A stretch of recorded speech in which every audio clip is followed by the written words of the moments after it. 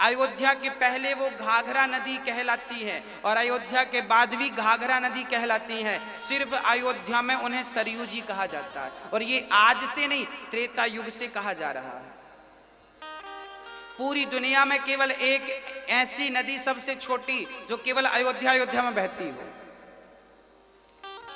ये सरयू जी का क्या सिद्धांत है जरा सुनिएगा। कहा जाता है कि एक बार बैकुंठ में चारों संत बैठे, सनक सनंदन सनातन सनत कुमार, और चारों भगवान राम की कथा सुनने लग गए। राम कथा बड़ी, जब चारों संत सुनने लग गए तो क्या हुआ, उन ऋषि मुनियों की, श्रोताओं की आंखों से आंसू गिरने लग गए, प्रेम के अश्रु गिरने लग गए। सारे संत प्रेम, राम के प्रेम में रोने लगे, सारे लोग रोए। तो उनकी आंखों के जो आंसू निकले उसे ब्रह्मा जी ने रख लिया संभाल कर। जब ब्रह्मा जी ने रखा तब भगवान नारायण ने आदेश दिया कि अब मुझे राम बनकर अयोध्या जाना है, जरा वो जल बाहर गिरा दो।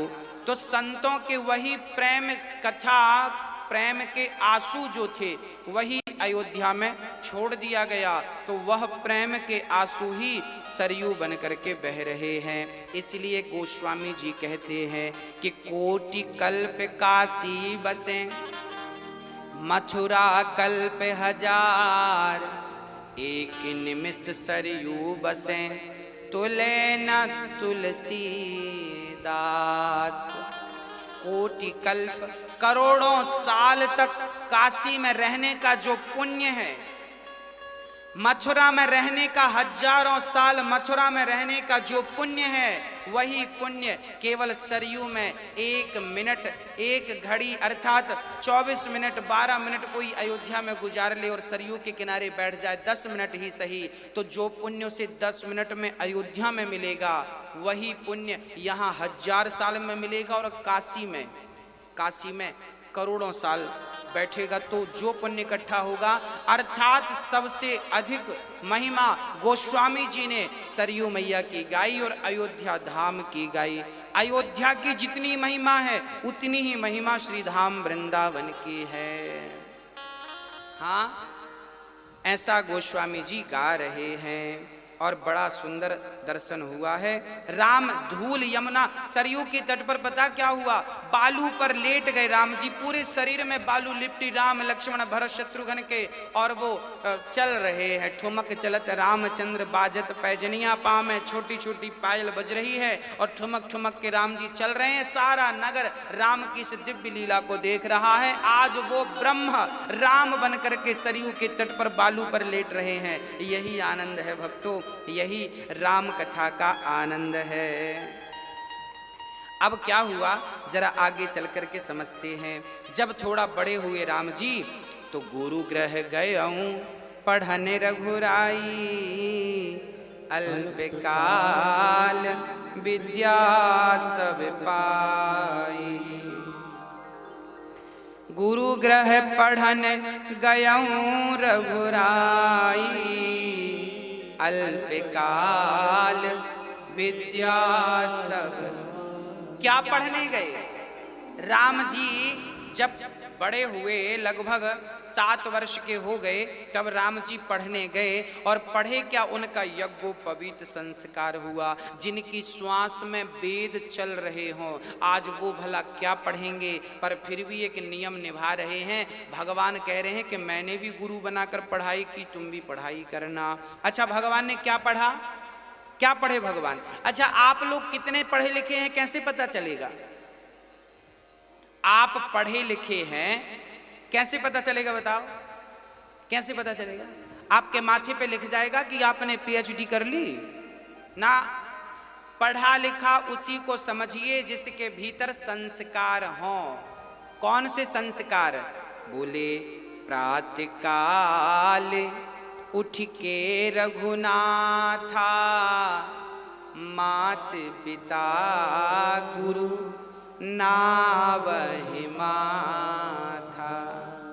ये राम के संस्कार थे। पढ़ के क्या आए? यही पढ़ के आए कि देखो प्रातः काल जल्दी उठ जाओ, स्नान ध्यान करो और अपनी माँ को, अपने पिता को, अपने गुरुजनों को, अपने इष्ट भगवान को प्रणाम करना सीख लो। माँ का सम्मान करना सीख लो, माँ का आदर करना सीख लो। हाँ जी, जो बेटे अपने माँ का आदर नहीं करते, जो बेटे अपनी माँ का संतान नहीं करते, ऐसे बेटे घोर नरक में जाते हैं। और भगवान इन्हें नाली का कीड़ा बनाता है कि तुम्हें माँ में भगवान नजर नहीं आए। जिसे माँ में भगवान नजर नहीं आए वो पत्थर में भगवान को क्या देखेगा। हाँ, तो माँ की सेवा ही भगवान की सेवा यहाँ बताई जा रही है। राम के संस्कार कैसे थे कि सबसे पहले वो अपनी माँ को प्रणाम करते थे, अपने पिता को प्रणाम करते थे। और आजकल के बच्चे देखते ही नहीं कि माँ जिंदा है कि मर गई। हाँ, आजकल बच्चे देखते ही नहीं कि माँ है कि नहीं है। हाँ, पता नहीं बच्चे ये भूल जाते हैं कि कल आपके बच्चे भी आपको ऐसी छोड़ेंगे जैसे आपने अपनी माँ को छोड़ रखा है। हाँ, ऐसी छोड़ देंगे। इसलिए हम कहते हैं अपनी माँ की सेवा करो। और माँ के चरणों का जो जल है ना, वो गंगा जल से कम नहीं है, वो अमृत है। तो माँ विश्वामित्र जी दशरथ जी से कहा, दशरथ जी हम आपसे कुछ मांगना चाहते हैं। दशरथ जी ने कहा, ये तो मेरी सौभाग्य की बात है कि आप जैसे संत हमसे कुछ मांगेंगे, कहिए क्या चाहते हैं। दशरथ जी ने पहले संत जी को भोजन कराया, प्रसादी पवाई, और उसके बाद श्री विश्वामित्र जी ने कहा कि मैं आपसे आपके राम और आपके लक्ष्मण चाहता हूं। देखिए विश्वामित्र जी कितने अद्भुत संत हैं। दशरथ जी ने कहा कि आप जितना धन मांगेंगे दूंगा, जितनी पृथ्वी मांगेंगे दूंगा, अयोध्या का राज्य मांगेंगे दूंगा, मेरा शीश मांगेंगे दूंगा। पर जब श्री विश्वामित्र जी ने कहा कि मैं कुछ नहीं, मैं तो राम को चाहता हूं, वाह धन्य है।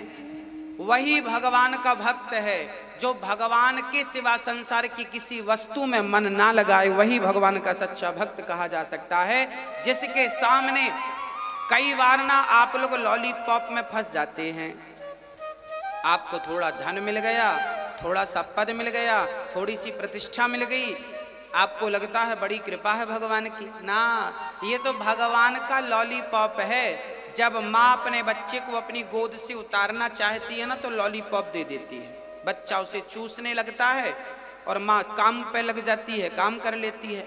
ऐसे ही जब भगवान भक्त को अपनी गोद से उतारता है ना, तो लॉलीपॉप, मान बढ़ाई पद प्रतिष्ठा का लॉलीपॉप पकड़ा देते हैं। और आप लॉलीपॉप में उलझ गए तो संसार का सुख तो मिलेगा, पर आत्म कल्याण करने जो आए हो वो ना कर पाओगे। इसलिए कहता हूं, संसार का सुख मिल रहा है, अच्छी बात है, पर संसार के सुख में भगवान को मत भूल जाना। मैं केवल ये प्रार्थना कर रहा हूं कि संसार में बहुत सुखी रहिए आप, पत्नी के संग, परिवार के संग, बच्चों के संग, पति के संग, पर सबके साथ रहकर भगवान का स्मरण करते रहिए। शरीर संसार में रहे और मन भगवान में लगा रहे, यही तो सारा सार है इस मानव तन का। श्री विश्वामित्र जी ने कहा, राम लक्ष्मण दे दो। सब दशरथ जी कहने लगे कि चारहूं सुत मोहि प्राण की नाई, राम देत नहीं बनय गुसाई। हे प्रभु, हमें चारों सुत प्राण की तरह है, श्री दशरथ जी ने कहा, पर राम को मैं नहीं दे सकता। देखिए दशरथ जी की भी श्रद्धा देखिए। इसका तात्पर्य यह है कि आपसे कोई कहे कि आप हमसे 1 करोड़ रुपए ले लो और भगवान को छोड़ दो, तो आप क्या करेंगे? दशरथ जी कहते हैं, हमारे प्राण ले लो, हमारा राज्य ले लो, हमारी सारी संपत्ति ले लो, पर राम को मैं नहीं दे सकता। क्या अर्थ है? आज के लोगों को सीखना चाहिए इस प्रसंग से। आजकल लोग ना भगवान को छोड़कर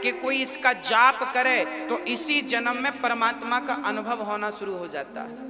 इस मंत्र का बड़ा प्रभाव है।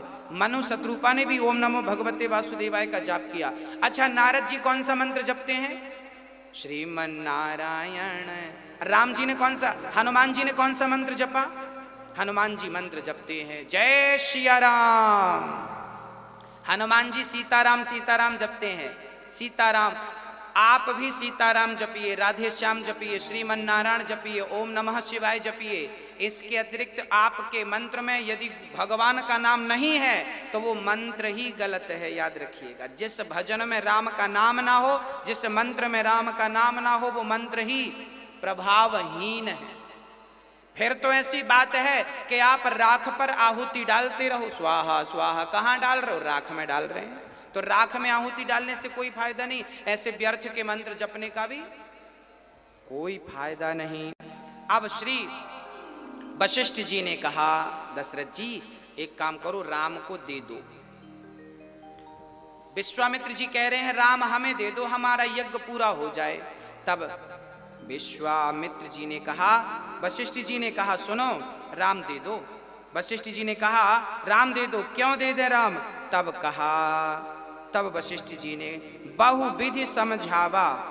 तब बहुविधि अर्थात वशिष्ठ जी ने कहा कि तुम राम को दोगे तब बहू घर आएगी। वशिष्ठ जी ने कहा कि जब तक कोई संत राम को लेकर नहीं जाएंगे तब तक बहू आने वाली नहीं है, इसलिए बाबा जी को दे दो राम लक्ष्मण, तब बहू आएगी। हाँ, तब दशरथ जी प्रसन्न हो गए। अच्छा, तो राम को फिर हम देते हैं। तब राम को दे दिया। महाराज आप ही राम के पिता हैं, आप ही संभालना। अब राम लक्ष्मण चल पड़े। विश्वामित्र जी राम को लेकर के कि सौंपे भूप ऋषिन सुत बहुविधि दे आशीष, जननी भवन गए प्रभु चले नाये पद शीस। श्याम गौर सुंदर दो भाई, विश्वामित्र महानिधि पाई। आज विश्वामित्र जी मानो महानिधि पाए हो। आज विश्वामित्र राम को पाकर इतने गदगद हो गए मानो संसार का सारा सुख इन्हें मिल गया। और बात भी सही है, राम को पाने के बाद भला क्या शेष रह जाता है। विश्वामित्र जी नाचते हुए चल पड़े। राम लक्ष्मण जा रहे हैं। अब जैसे ही राम लक्ष्मण आगे चले गुरु जी के संग पीछे पीछे, तो राम लक्ष्मण चोटियों पर पहाड़ों पर चढ़ जाते हैं। विश्वामित्र जी बोले आओ, कहाँ चढ़ गए, चोट लग जाएगी, नीचे आओ। तब राम जी ने मन में कहा हमारे पिता से तो कह रहे थे कि ये ब्रह्म हैं, भगवान हैं, इनसे क्यों मोह करते हो और कह रहे हो आपके चोट लग जाएगी। हम ब्रह्म हैं तो चोट कैसे लगेगी।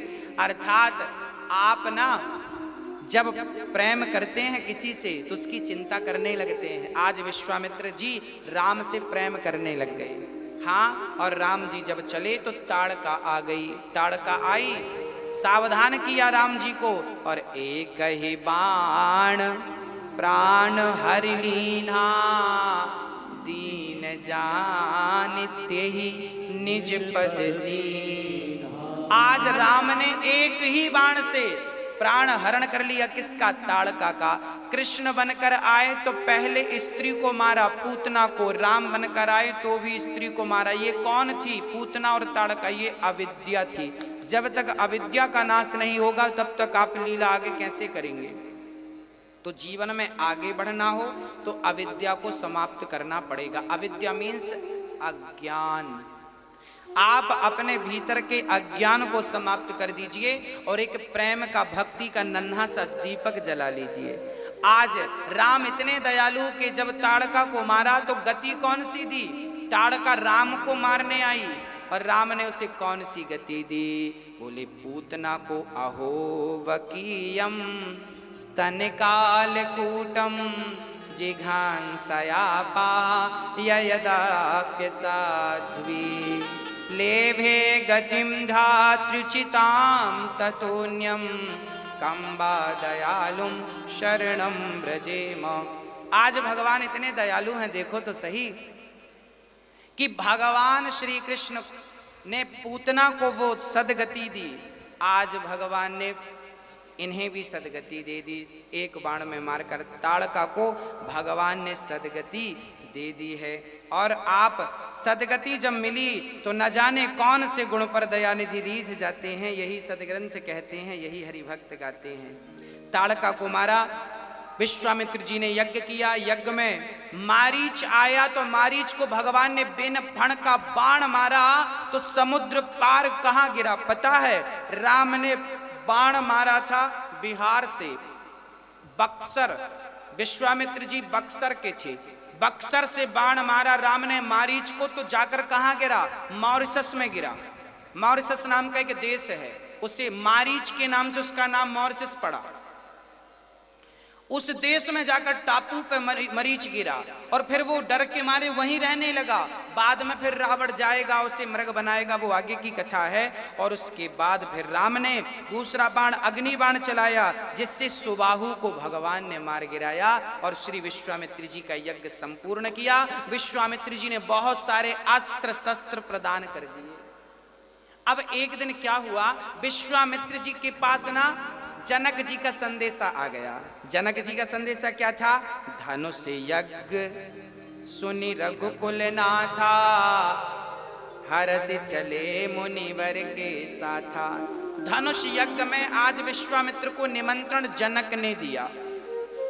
अच्छा, यहां एक प्रश्न खड़ा है, सीता स्वयंवर, सीता स्वयंवर में जनक जी ने सबको बुलाया था, परंतु सीता स्वयंवर में जनक जी ने दशरथ जी को या दशरथ जी के पुत्रों को, राम लक्ष्मण, किसी को अयोध्या में निमंत्रण भेजा ही नहीं।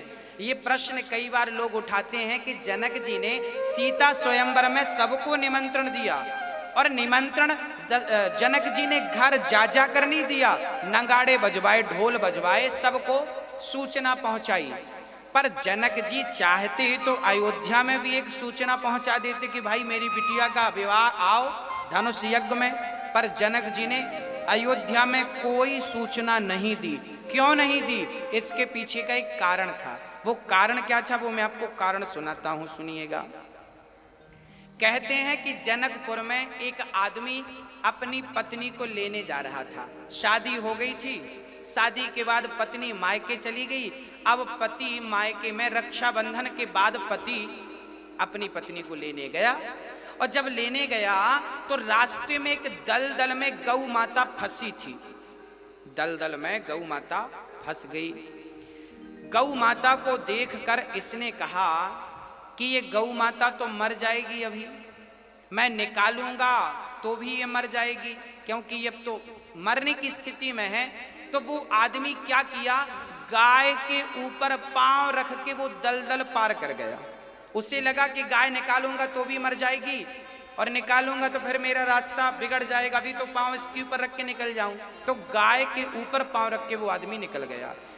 तब गौ माता ने उसे श्राप दे दिया, क्यों रे मूर्ख, तूने मेरी मदद तो नहीं की बल्कि मेरे ऊपर पांव रख के निकल गया। जा, मैं तुझे श्राप देती हूं, तू जिसे देखने जा रहा है उसे देखते ही तू अंधा हो जाएगा। अब जा रहा था किसे देखने? पत्नी को लेने, पत्नी को देखने जा रहा था। अब गया तो वहां पे आंख बंद करके बैठ गया। पत्नी बोली क्या हुआ? पत्नी बोली क्या हुआ, आंख क्यों बंद किए हो? बोला गाय ने श्राप दिया है कि मैं तुम्हें देखूंगा तो मैं अंधा हो जाऊंगा। उसकी पत्नी बड़ी पतिव्रता थी, उसने कहा एक काम करो, आप देखो, मैं आपकी आंखें लौटाऊंगी। उसने देखा तो सचमुच गाय का श्राप था, अंधा हो गया। अब पत्नी दौड़ी दौड़ी जनक के दरवाजे पर गई, जनक जी मेरा पति अंधा हो गया है, आपके राज्य का कोई व्यक्ति अंधा हो जाए, आप उसकी रक्षा कीजिए। तब जनक जी ने पंडितों को बुलाया, भाई बताओ ये कैसे ठीक होगा। तब सारे विद्वानों ने कही कि कोई पतिव्रता नारी चलनी में गंगा जल भरकर, चलनी आटा चालने की चलनी में गंगा जल भरकर इसकी आंखों में छिड़क देगी। पतिव्रता नारी चलनी में गंगा जल भरकर इसकी आंखों में छिड़केगी तो ये ठीक हो जाएगा। अब जनक के नगरी से गंगा मैया काफी दूर थी और वहां से चलनी में जल भर के ला पाना असंभव था। तब जनक ने पूरे नगर में डिंडोरा पिटवाया, भाई पतिव्रता नारी जो है आगे आए। अब सब घबरा गई कि भगवान चलनी में जल कैसे भरे, सब कंफ्यूज थी। मतलब जनक के नगर की जितनी नारियां थी सब थी तो पतिव्रता तो थी, पर उन्हें अपने अंदर कॉन्फिडेंस, विश्वास नहीं था, कोई आगे नहीं आई। अब जनक घबराए, अब क्या करें। तो पूरे दुनिया में डिंडोरा पिटवाया कि कोई पतिव्रता नारी आए और चलनी पे जल भर के। तो सबको पतिव्रता तो बहुत थी, पर सोची कि कौन माथा पच्ची करेगा। परंतु जब अयोध्या वालों को सूचना मिली तो जनक जी की दशरथ जी से अच्छी खासी दोस्ती थी। जनक जी जानते थे कि कौशल्या सबसे बड़ी पतिव्रता नारी है, सबसे बड़ी। तो जनक जी ने कहा कि कौशल्या माँ आ जाए तो ये अंधा ठीक हो जाए। तब कौशल्या माँ को पता चला कि जनक के यहाँ ये घटना घट गई है, कोई पतिव्रता नारी जाए और चलनी में जल भर के अंधे के ऊपर डाले तो ठीक होगा। तब कौशल्या माँ से कहा दशरथ जी ने, देवी जरा जनक की मदद करिए आप। तब कौशल्या माँ ने कहा अपने पति से कि प्रभु अयोध्या में, हमारे अयोध्या में तो ये काम झाड़ू लगाने वाली भी कर सकती है। अच्छा हाँ, बोले अयोध्या में झाड़ू लगाने वाली स्त्री भी ये छोटा सा काम कर सकती है। तब कौशल्या नहीं गई, कौशल्या के नगर में जो झाड़ू लगाती थी वो नारी गई। मतलब अयोध्या की झाड़ू लगाने वाली भी इतनी बड़ी पतिव्रता थी कि वो जनक के यहाँ गई, चलनी पे उसने गंगा जल भरा, गंगा जल भर के चली, गंगा जल गिरा नहीं। उस झाड़ू लगाने वाली ने गंगा मैया से कहा, हे गंगा मैया मैं सच्ची पतिव्रता हूँ तो तुम चलनी पर आ जाना, गिरना मत। ये कह के अयोध्या की साधारण सी स्त्री जब चली तो वो चलती चलती गई, जनक के द्वार पर पहुंची और उस अंधे की आंखों में वो गंगा जल छिड़क दिया, अंधा ठीक हो गया। जय जयकार होने लगी, जय जयकार होने लगी। उसके बाद क्या हुआ, उसके बाद जब सीता स्वयंवर की बारी आई कि जो धनुष पर डोरी चढ़ाएगा वो सीता का पति बनेगा।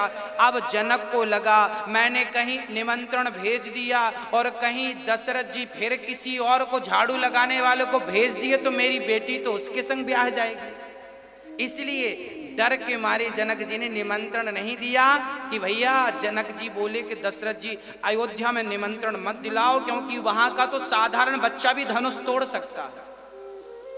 इसलिए डर से जनक जी ने नहीं ऐसा विद्वान लोग कहते हैं। इस कथा में कितनी सच्चाई है तो संत जन जाने, हमने तो संतों से सुनी, आपको प्रसाद स्वरूप सुना दी।